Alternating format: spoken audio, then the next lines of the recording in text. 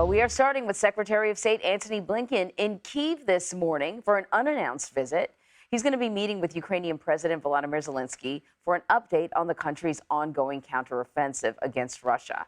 Blinken is also expected to announce more than $1 billion in new funding for Ukraine.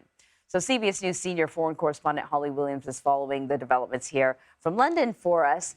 So, Holly, you know, the Secretary of State doesn't have to go to Kyiv to make an announcement of new funding. So what is the significance of having him there today? Well, Anne-Marie, I think this is a very obvious, very clearly signposted show of support from the Biden administration to Ukraine as they've begun fighting this counteroffensive. When it comes to that counteroffensive, there's been, I guess, unease in some quarters, including in the US, and criticism from some people because the Ukrainian counteroffensive has been slower, has moved slower than some anticipated or hoped for. Now, I was recently in Ukraine, and I should tell you that I did not hear that kind of unease or criticism from Ukrainians themselves. They seem to have enormous confidence in General Valery Zaluzhny, the commander-in-chief of Ukraine's armed forces, who's pretty widely regarded as a talented leader. But many people in Ukraine are aware that some in the US, including some voices in Congress, are questioning US support for Ukraine, or at least how much support the US is giving to Ukraine at a time when things are tough back home. Many Ukrainians know that support for their country is becoming a political issue in the US. They know that there's an American presidential election next year.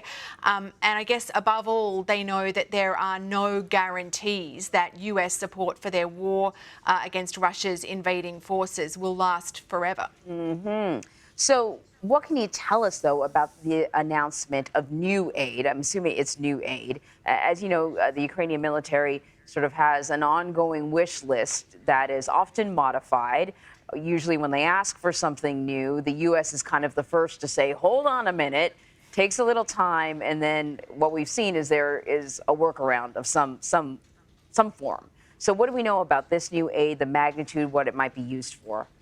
So reportedly, the Secretary of State is going to announce another $1 billion in American aid to Ukraine today while he's there. The US has sent $43 billion in military assistance to Ukraine so far, billions more in humanitarian and financial aid. You know, your question is really good. The Ukrainians do actually seem to be getting pretty much all of what they want from the Americans, but they get it, and the US is approving it much more slowly than the Ukrainians would really want. And a good example of that, I think, is F-16 fighter jets. Now, the US recently approved some of its NATO allies supplying those to Ukraine, and the Ukrainians think that they'll be flying them in a few months. They say they'll make an enormous difference in their counteroffensive.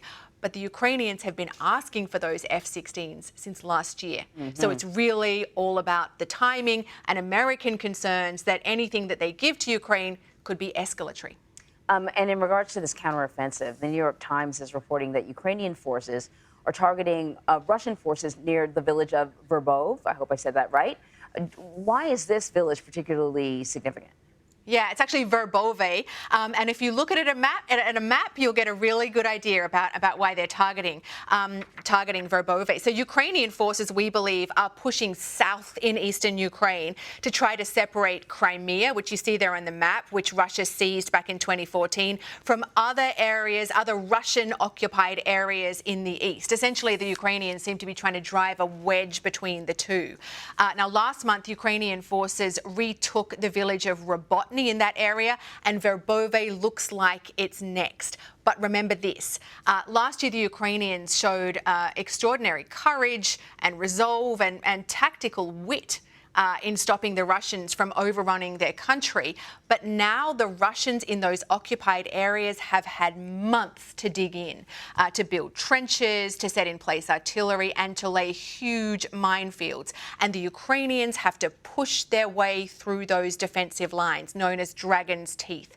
So this is very, very tough going for the Ukrainians, and it's little wonder that the counteroffensive is so slow. Indeed. Holly, thank you very much. Thank you.